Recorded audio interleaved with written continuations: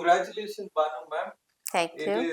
It is just great news that your book has been shortlisted for the Booker Prize. This is the first time that a Kannada work has Yes. made it to the shortlist. Yes. And I read these stories over the past few days, and I wholly concur. How you felt about it?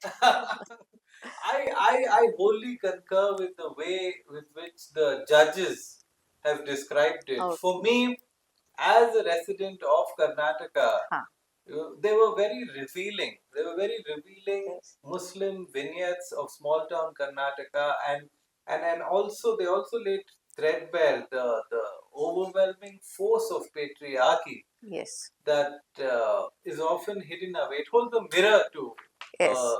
the Muslim society of Karnataka in a way. For me, when I was reading it, the one thought struck me that the beauty and significance of literature is that it transcends geographical boundaries. Yes, of course. But That is wonderful. Yeah. but when you were writing these stories over many years, did in Kannada, did you think that the themes would resonate with the global readership? Yes, of course. It's women's issues there. They are prevailing all over the world. That's why the feministic movement, which started during 1908 over the government's workers' issue, even it had its overall effects in India also, in Karnataka also, and even in Assam. So there is a no language bar for any emotions, motherly emotions, the emotions of a wife, daughter, sister, and as a citizen of any nation. The women were devoid of voting powers. They were not allowed to read. They were not allowed to become advocates. They were not allowed to become doctors. They were confined to the four walls of the house. And all these things, they're stepping against all these obstacles one by one, and they're creating their own healthy world within synchronizing the relationship with their women relatives also. That's a wonderful thing. Thank That's you, ma'am. happening. I mean, when Miss Mushtaq mentions wives, mothers, daughters, all these are characters that appear in this wonderful and moving collection of short stories. Yes. Uh, if I could just go back in time, you started writing in the 1970s and 80s, and Yes. you are identified as part of the Bandaya, Bandaya Sahitya which Sangatna. yes, Yes. which means protest Protest. in a movement in Kannada literature. So, which upturned the established norms in the way Kannada literature was written Yes. at the time, till that time, even. So what made you take up this style of writing? Uh, because at that time, not only the Bandaya Sahitya Sangatna, overall the Karnataka, it was thrilled over all the other movements like Kisan movement, Dalit movement, and the language movement. Gokak report was published, the language movement, and then there were theatre activists.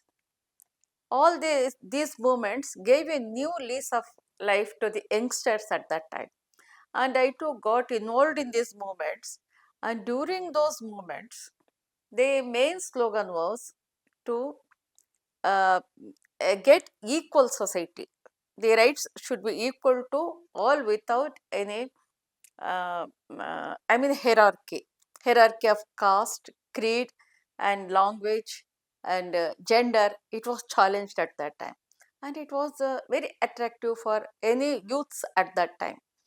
And when the issue of total change of society was involved due to the final decision of these movements, I had problem to write in Kannada because I being a Muslim and my mother tongue being Dakni Urdu, and I was not well versed in Urdu to have any write ups, but I was very convenient in Kannada in expressing.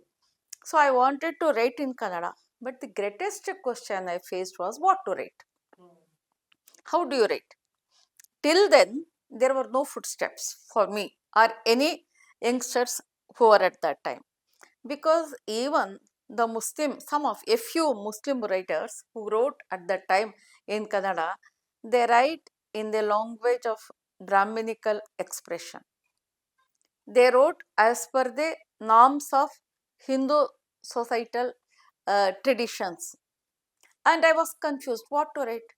I am not uh, very versatile in presenting all those situations, feasts, or say marriage, anything I cannot express properly. But where I can express all the Muslim traditions in a very vivid manner. But how to express? I never had any opportunity to explore this process. Then we had discussions. Most of the people who were stalwarts of Bandaya Sahitya Sangate at that time, Bargu Ramchandrapa, Ramzan Darga, Kalegoda, all these people, they held many workshops for us. And there we discussed our difficulties and impediments, and we sought their guidance. They said, okay, it's not necessary to write in Kannada, it is not necessary to write in the language of those people who have already written. You create your own style, you create your own world, and you show to the entire literary world of Karnataka the inner world of your community, your surroundings, and your inner turmoil should be expressed. And so, by trial and error method, we started, myself, let me say, I started expressing myself about the traditions of Muslims, about the hardships they were facing, and mostly as feminist movement was highest in its intensity. So we also saw, I myself saw so many patriarchal commandments that were imposed on women. It was happening even in Hinduism, even in other communities also. But I could write only in my community, regarding my community, where I have got experience. So I started writing, challenging the patriarchy of the Muslims, Muslim men. That is a very fascinating tale, I must say. I enjoyed listening to your answer. But one question that sprung to my mind immediately is, this is the 1970s. You are still in your 20s. Yes. You are in a small town. You're not even in an old city like Mysore, a big city Yes. like Bangalore. Yes. And you have these wonderful, bold ideas for the time. Yes. Right. So a sort of question that comes to my mind is, how did you find the strength? There must have been a lot of detractors, people discouraging you, people It's not questioning only that, I had own my family issues also. I was just married. I was a young bride. I was having my first child, and I was living in the joint family of, say, there were about 30 people in my in-laws' home. It was a big family. Of course, now I cherish those moments, but at that time it was a highest challenge for me. And the main thing was, I was employed as a teacher in the high school before marriage. And after marriage, our marriage was solemnized on May 12th, and only 17 days after this, on June 1st, I was made to resign for my job as a teacher, and I was confined to home. The greatest issue for me was I was not doing any intellectual work. I had to, there were maids, they used to cook, they used to do all the household chores, and there were people, I used to talk with them, and more than that, I had nothing else to do. That caused greatest impediments to me. I just wanted to go out. I want to mix with people. I want to share, I wanted to share my views. I wanted to interact with them, and I wanted to write, which was not allowed. And at that time, what I could do was, I came out of my in-laws' home along with my husband, and we set up a very small home where, for earning, because I had already resigned for my job, I know tailoring.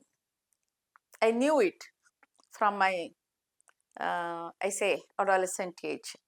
I am well versed in tailoring and embroidery.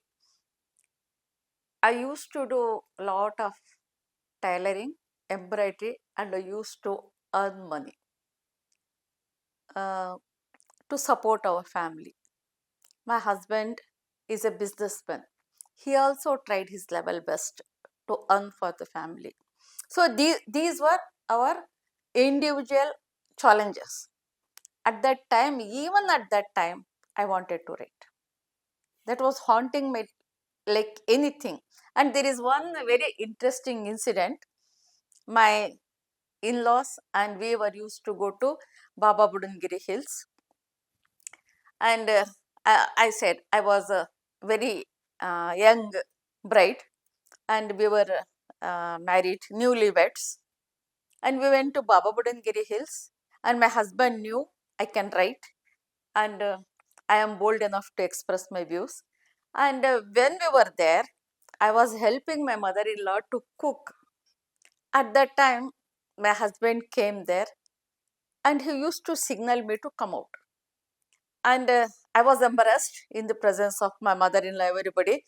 Yeah, I thought he should not signal me like that. But my mother-in-law noticed, and she said, "Can you see he is calling you? Why don't you go and ask him?" And I went to him. I said, and I was very angry. I said, "What is bothering you? Why are you signaling me like this, as if you are someone else, third person? You are not, are you not my husband? Why are you signaling like that? You are doing something not good. I don't approve." He said, "No, please come with me. I want to take you somewhere." Okay. We went, we went far away. He brought me to the valley. All around surrounding there was greenery, and there was a tree also, and there was a stone, a very ready-made uh, picture. There was a stone to sit there, and he said, "Please sit here." I sat there. Then with a shy movement, he took out something from his pocket. I said, "What is it?" He said, "There are white sheets." And he gave me a pen, and I said, "See, this is an ideal place for a writer. You have to write, no? You please sit and write here." I was swept away. The beauty, the vivid description, the way that you recalled, which sort of resonates with your writing style. You know, their stories are seemingly simple. You were narrating this tale. Yes. Is how it's so similar to your writing style, which is seemingly simple on the face of it while reading the story, but they're so intense, and then the Yes. punch, Yes. right? Which really leaves the reader reeling in a way. Okay. That is my response, at least. So, by you didn't ask my response. To what? To Oh, to so yes, so when your so husband gave you a pen in and that sort paper, of very white sheets. evocative setting, Yes. yes, what was I your was response? I was so depressed. I was so depressed. What to write? What to write? I never know what to write. So I just took paper, I took his pen, I wrote A, I, E, E, alphabets, and tore it into pieces and threw it on him and started crying. Wow, so much drama. Drama, full of drama. Because I never knew how can a person write all of a sudden. You can take him and place in a cool place and ask him to write. Can he or she write anything? Can it be written? It should stem up from your heart. Today I can write. Today, even if she doesn't provide me a sheet of paper, I can write. I can write on anything. I can write about your visit, a beautiful story I can make, but that day I couldn't do like that because I never had any preparation. I never knew how to write. But his concern, his love, and his care was so strong, and it gave me a lot of strength to write. That's heartening. I wish all of us have spouses like this, have Yes, of partners like course. this to Of inspire course, us I to wish write. every woman should get like that. A Uh, person. so moving on, I wanted to ask you. So all of these 12 stories, a dozen stories, except for the last one, perhaps, which is broader, most of these stories pertain to the wretched plight of Muslim women.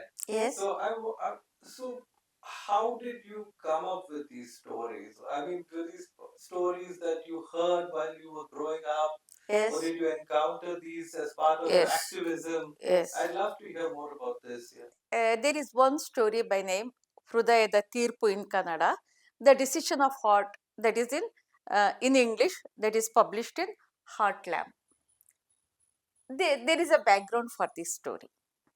When I was in the office, a husband and wife, they came to me for consultation, but consultation was less, only discussion, and they were fighting. They were very emotional, and the wife was accusing him that he cares his mother very much, he neglects me, everything. He said, no, I will provide all the things to you that I provide to my mother.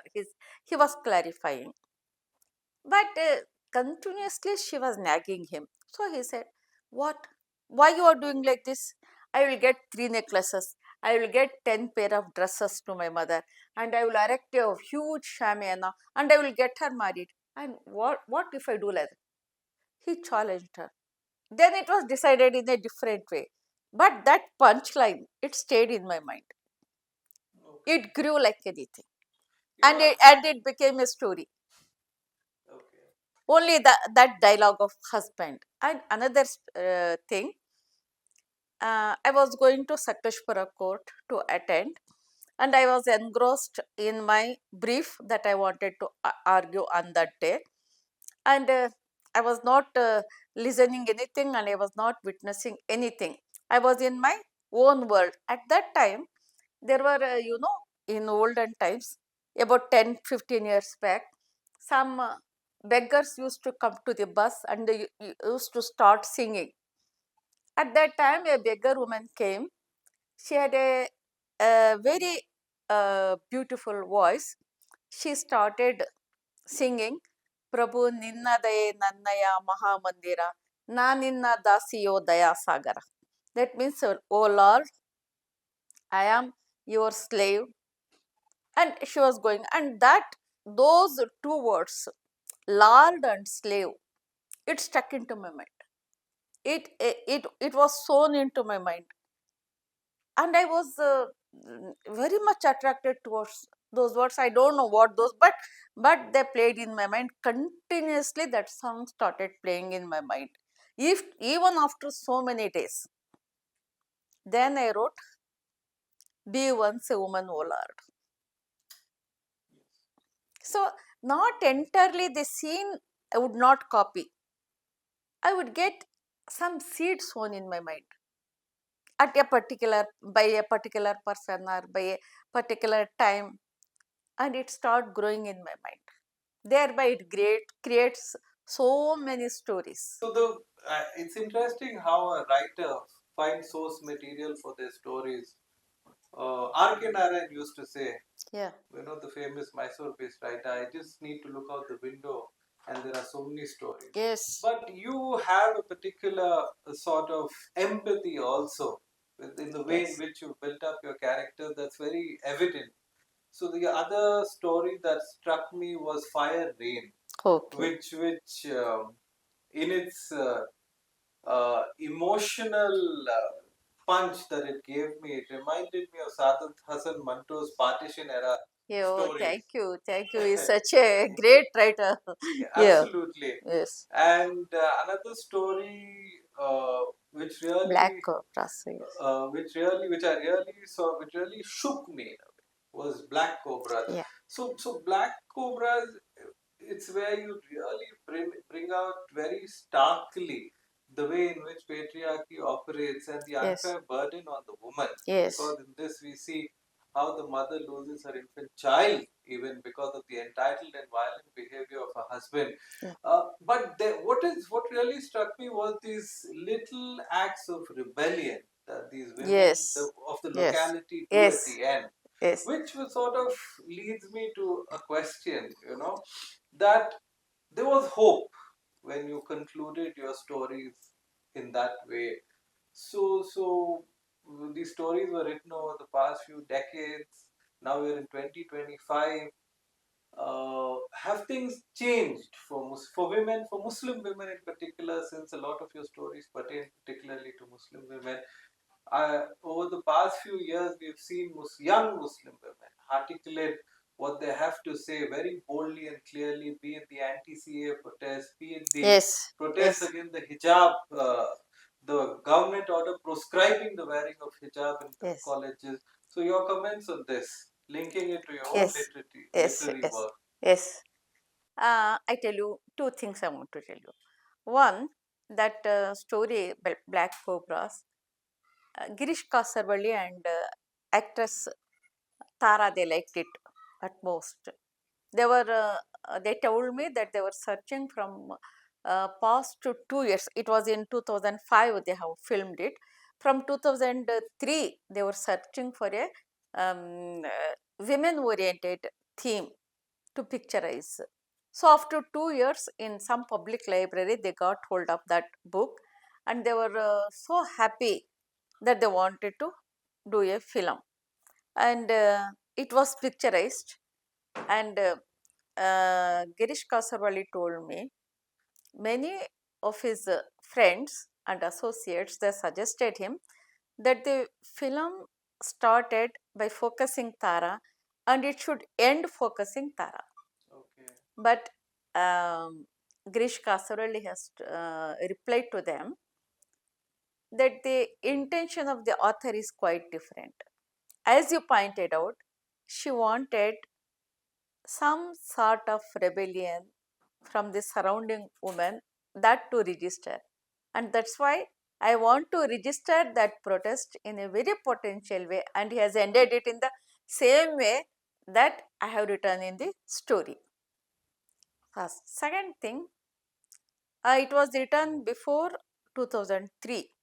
Now it is about 2022 years has been happened, and that film has won many national awards. It has created history. And after say about 2 decades, lot of things have been changed to Muslim women as well as other women.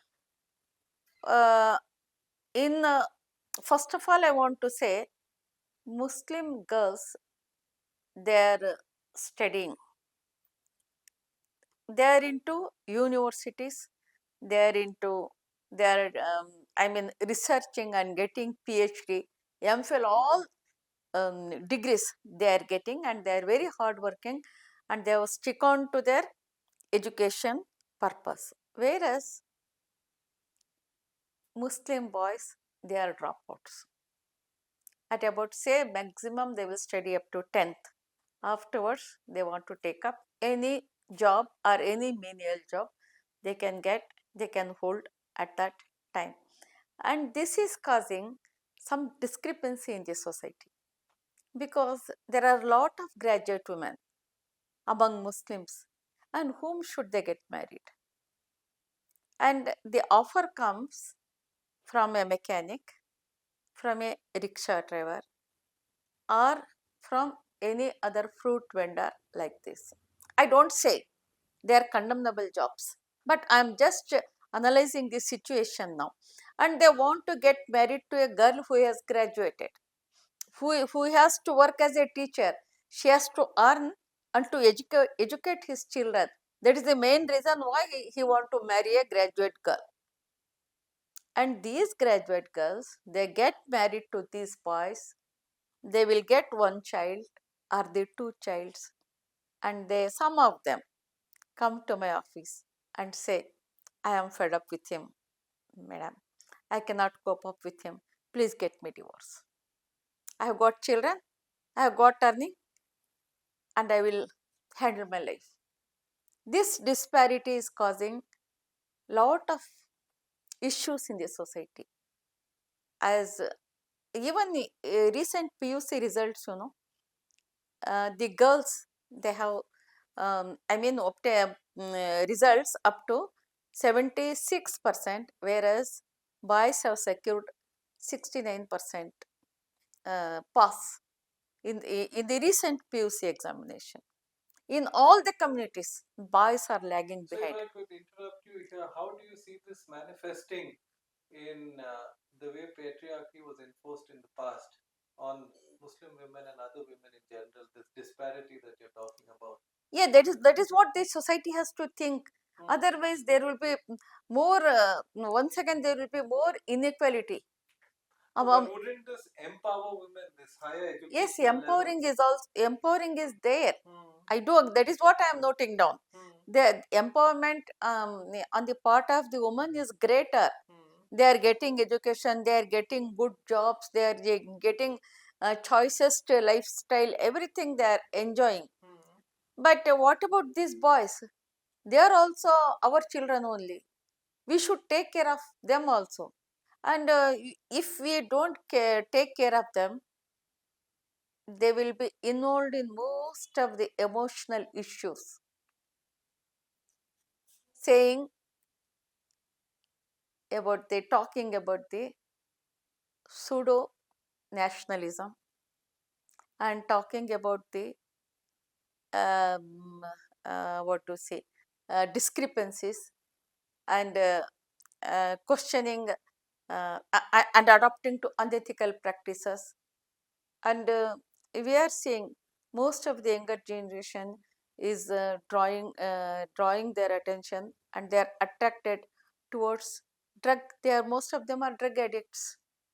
This is the greatest issue we are facing now. The surrounding children, they are they have fallen for this drug racket.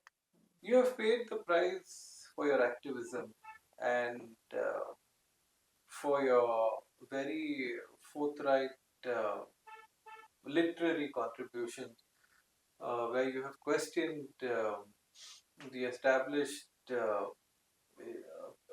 Islamic, certain Islamic notions, the way in which Islam has been interpreted. You've questioned that. You've paid the price for it. I'm aware that several years ago you were boycotted by the Muslim community of Hassan, Yes, and you were even physically targeted. yes, All this because you stated that women had the right to pray in the mosque.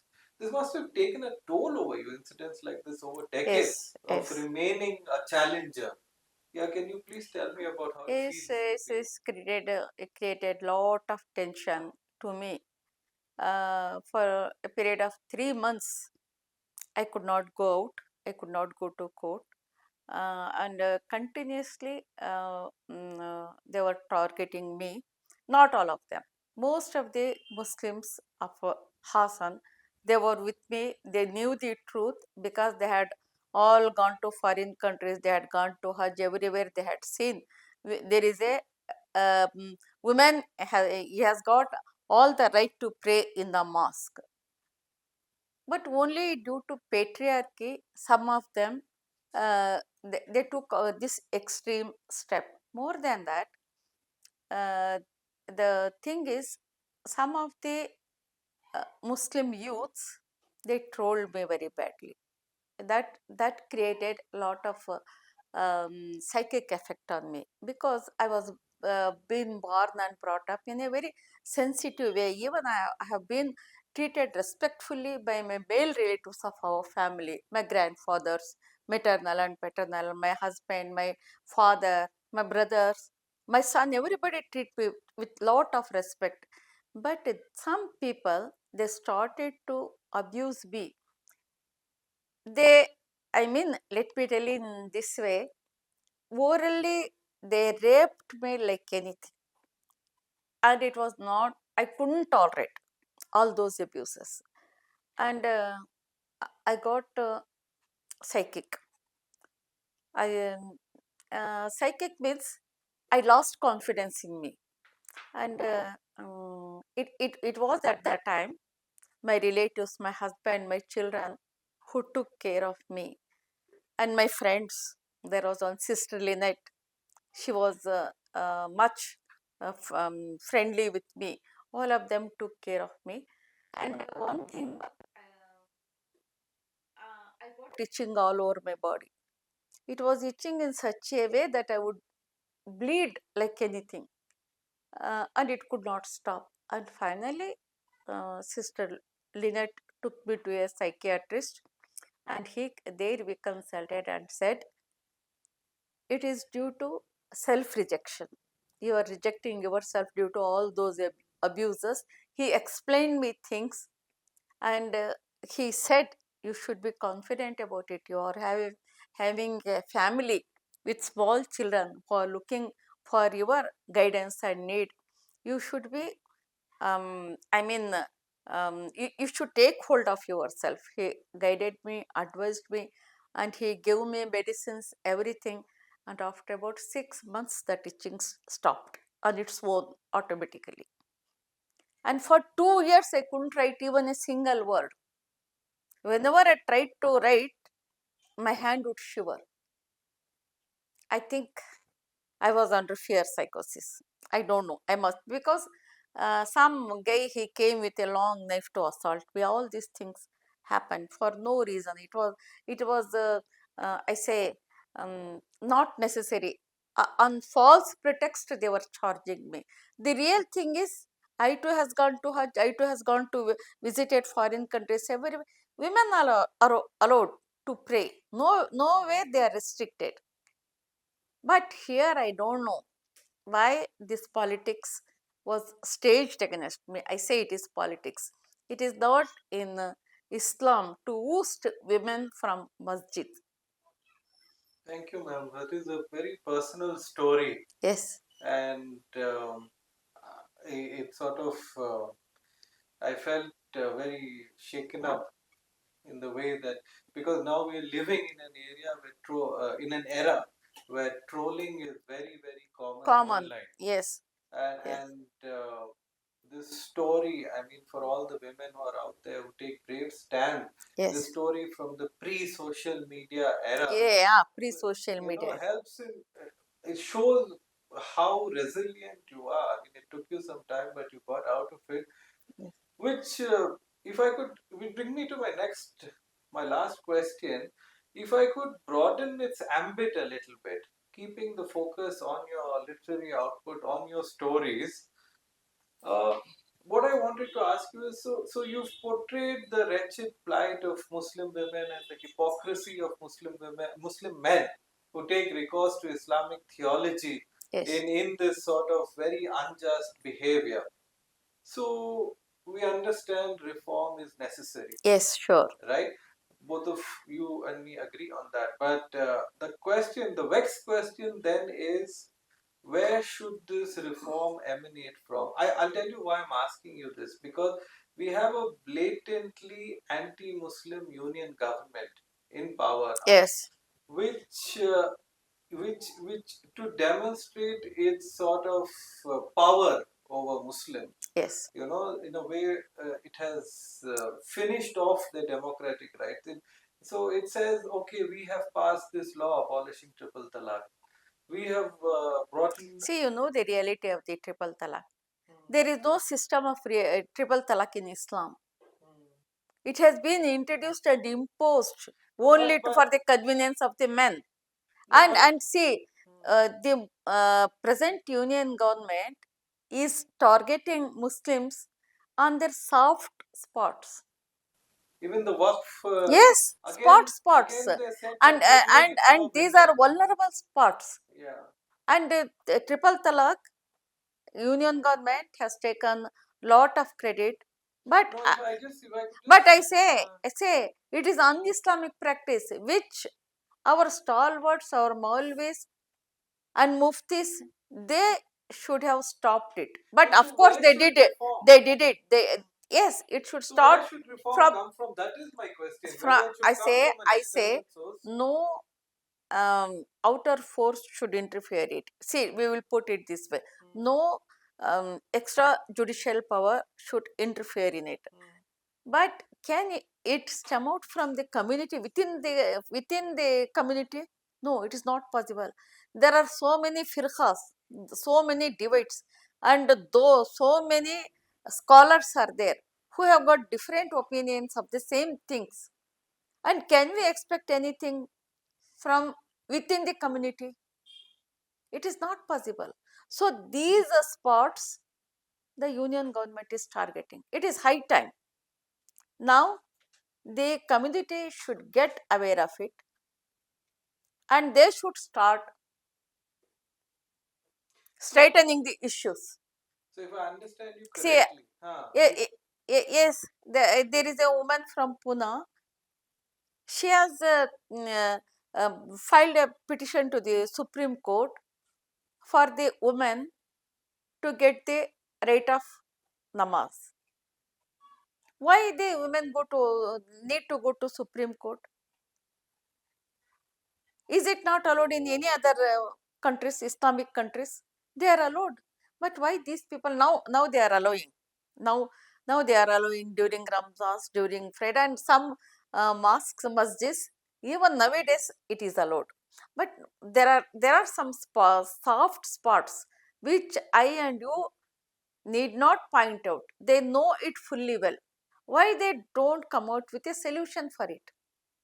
They should come out with a solution, and the society should discuss about it. And even if it is needed, if they don't come out with proper solution, women will go to Supreme Court and they will seek help from there, and union government will interfere. it was a pleasure having this conversation with you on behalf of Frontline. Thank you. And on behalf of all our readers, all of whom are rooting for you, we wish you well. I know that the Booker Prize will be Booker announced in Prize. May. Best wishes, ma'am. Thank you so much. Thank you very much. You're welcome.